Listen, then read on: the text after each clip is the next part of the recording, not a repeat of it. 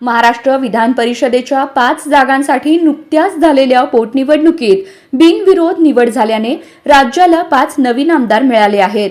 पण विधान परिषदेच्या आमदारकीची संधी न मिळालेल्यांची नाराजी सोलापुरात उफाळून आली आहे. ही नाराजी लवकरच दूर होऊ शकते, कारण आगामी काळात विधान परिषदेच्या एकूण 35 जागांसाठी निवडणूक होत आहे. त्यामुळे इच्छुकांना येथे संधी मिळू शकते. विधान परिषदेच्या 78 जागांपैकी 21 जागा सध्या रिक्त आहेत. त्यामध्ये राज्यपाल नियुक्त 6 जागा आणि स्थानिक स्वराज्य संस्थांच्या 15 जागा यांचा समावेश आहे. या जागांसाठी निवडणुका अद्याप झालेल्या नाहीत. त्यामुळे इच्छुकांसाठी पुन्हा आमदारकी मिळवण्याची संधी आहे. सोलापूर जिल्ह्यातील माजी आमदार आणि महत्त्वाच्या राजकीय व्यक्तींमध्ये विधान परिषदेच्या निवडणुकीसाठी स्पर्धा निर्माण झाली आहे.